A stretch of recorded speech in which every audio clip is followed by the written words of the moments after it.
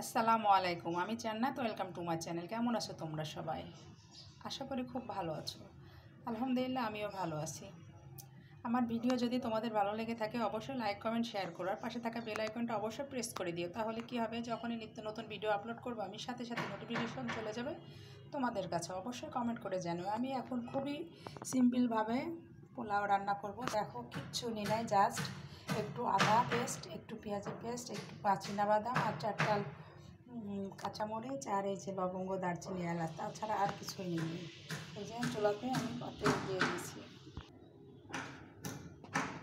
প্রথমত আমি গোটা মশলাগুলো দিয়ে দিচ্ছি। এর ভিতরে লবণ দিয়ে দিচ্ছি। এখন আমি যে আদা পেস্টটা দিয়ে দিচ্ছি, আদা রসুনটা দিয়ে দিচ্ছি, আদা পেঁয়াজ, আর এখন এই যে বাদামটা দিয়ে দিচ্ছি। এছাড়া আর কিছুই দেবো না। এখন আমার বাদামটা ভালো করে দেওয়া হয়ে গেছে। এখন আমি চালটাকে দিয়ে দেবো। আমি 2 পোট চাল নিয়েছি। চালটাকে সুন্দর করে ছেলেটা নাড়তে ভাজতে থাকবো। আমার চালটা ভাজা হয়ে গেছে। আমি 2 কাপ চালের জন্য 4 কাপ পানি দিয়ে দিচ্ছি।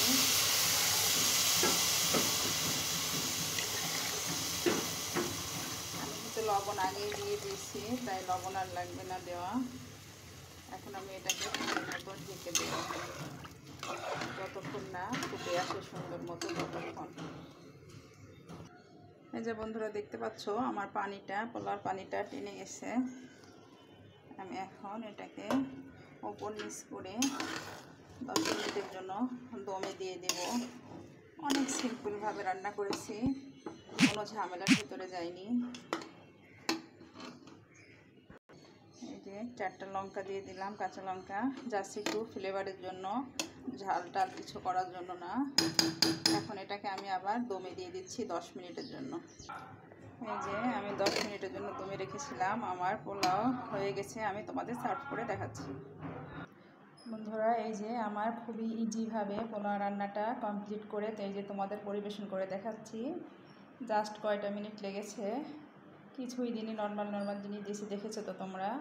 আমার ভিডিও যদি তোমাদের ভালো লেগে থাকে লাইক কমেন্ট শেয়ার করো, আর পাশে থাকা বেল আইকনটা অবশ্যই প্রেস করে দিও। তাহলে কি হবে, যখনই নিত্য নতুন ভিডিও আপলোড করবো আমি সাথে সাথে নোটিফিকেশান চলে যাবে তোমাদের কাছে। অবশ্যই কমেন্ট করে জানিও আমার অতি সাধারণভাবে পোলাও রান্নাটা কেমন লেগেছে।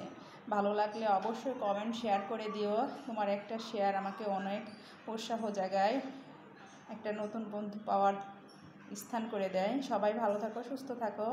আসসালামু আলাইকুম, আল্লাহ হাফেজ।